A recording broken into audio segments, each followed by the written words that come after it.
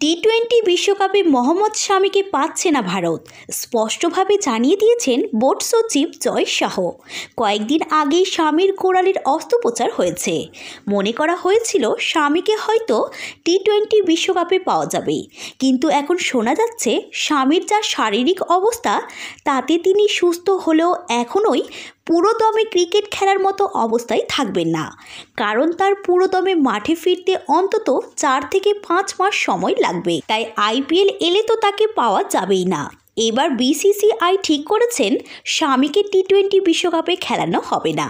টি-20 বিশ্বকাপের পর সেপ্টেম্বরে বাংলাদেশের বিরুদ্ধে টেস্ট সিরিজ খেলবে ভারত।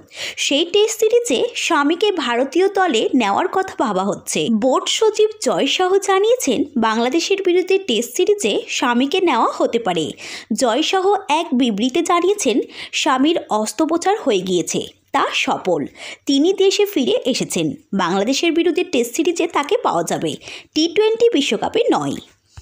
টি-20 বিশ্বকাপে মোহাম্মদ শামিকে পাচ্ছে না ভারত, স্পষ্টভাবে জানিয়ে দিয়েছেন বোর্ড সচিব জয় শাহ। কয়েকদিন আগেই শামির কোরালির অস্ত্রোপচার হয়েছে। মনে করা হয়েছিল শামিকে হয়তো টি-20 বিশ্বকাপে পাওয়া যাবে, কিন্তু এখন শোনা যাচ্ছে শামির যা শারীরিক অবস্থা তাতে তিনি সুস্থ হলেও এখনোই পুরোদমে ক্রিকেট খেলার মতো অবস্থায় থাকবেন না, কারণ তার পুরোদমে মাঠে ফিরতে অন্তত 4 থেকে 5 মাস সময় লাগবে। তাই আইপিএল এলে তো তাকে পাওয়া যাবেই না।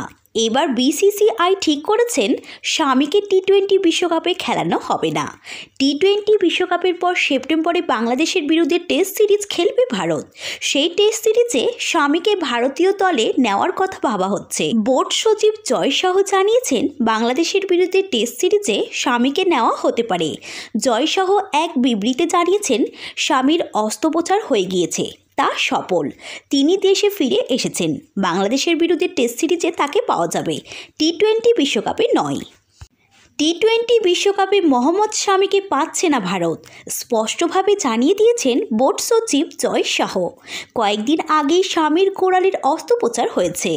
মনে করা হয়েছিল শামিকে হয়তো টি-20 বিশ্বকাপে পাওয়া যাবে, কিন্তু এখন শোনা যাচ্ছে শামির যা শারীরিক অবস্থা তাতে তিনি সুস্থ হলেও এখনোই পুরোদমে ক্রিকেট খেলার মতো অবস্থায় থাকবেন না, কারণ তার পুরোদমে মাঠে ফিরতে অন্তত 4 থেকে 5 মাস সময় লাগবে। তাই আইপিএল এলে তো তাকে পাওয়া যাবেই না। এবার বিসিসিআই ঠিক করেছেন শামিকে টি-20 বিশ্বকাপে খেলানো হবে না।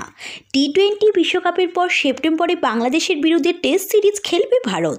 সেই টেস্ট সিরিজে শামিকে ভারতীয় দলে নেওয়ার কথা ভাবা হচ্ছে। বোর্ড সচিব জয় শাহ জানিয়েছেন বাংলাদেশের বিরুদ্ধে টেস্ট সিরিজে শামিকে নেওয়া হতে পারে। জয় শাহ এক বিবৃতিতে জানিয়েছেন শামির অস্ত্রোপচার হয়ে গিয়েছে, তা সফল। তিনি দেশে ফিরে এসেছেন। বাংলাদেশের বিরুদ্ধে টেস্ট সিরিজে তাকে পাওয়া যাবে, টি-20 বিশ্বকাপে নয়।